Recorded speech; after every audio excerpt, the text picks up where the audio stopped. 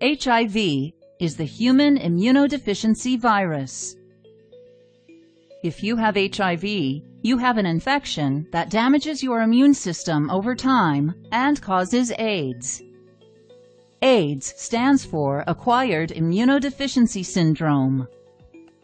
It is the final stage of an HIV infection when your immune system is damaged and too weak to fight off ordinary infections. When foreign invaders, such as bacteria and viruses, get into your body, they can cause infections. These events activate your body's defenses. The white blood cells of your immune system are part of your body's defenses. One type of white blood cell, called helper T lymphocytes, or helper T cells, strengthen your immune system's response to infection in two ways. First, helper T cells release chemicals that attract other white blood cells to the site of the infection. These additional white blood cells attack the invading bacteria or virus, as well as other infected cells.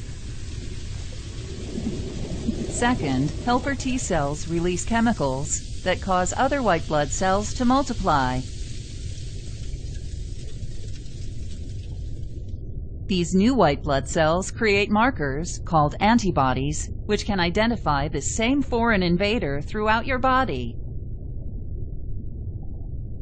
Antibodies attach to the bacteria or virus, marking them as targets for your immune system to destroy them.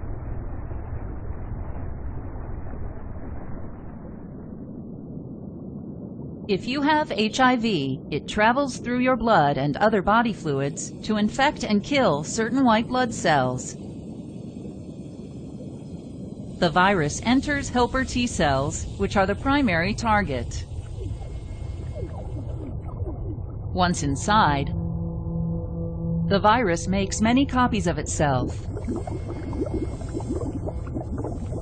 As these virus particles are made, they leave the damaged helper T cell to infect other cells.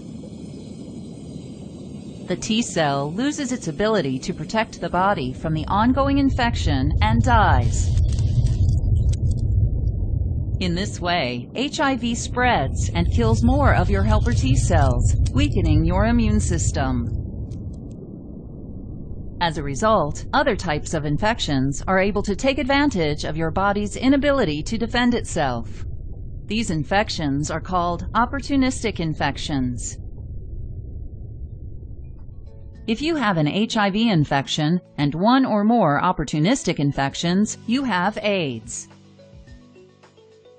Some of the common AIDS-related opportunistic infections are inflammation of the tissues covering your brain and spinal cord, called meningitis, inflammation of your brain, called encephalitis, respiratory illnesses, such as pneumonia and tuberculosis, intestinal illnesses, such as chronic diarrhea caused by infectious parasites, and cancers, such as Kaposi's sarcoma and non-Hodgkin lymphoma.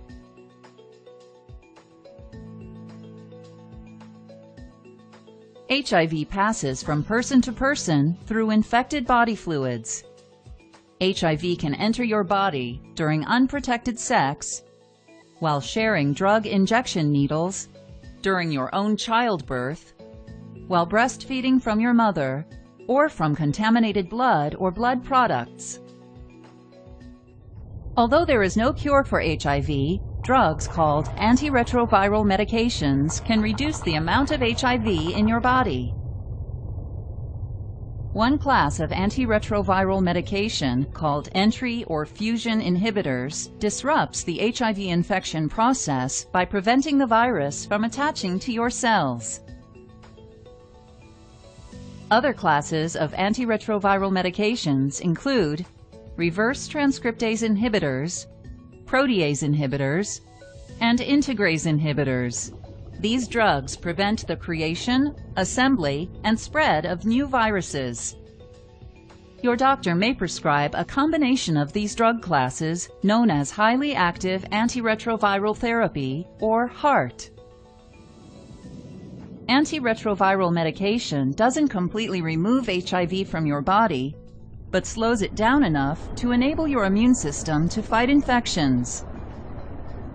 Regular blood tests will let your doctor know how effective your antiretroviral medication is in controlling HIV.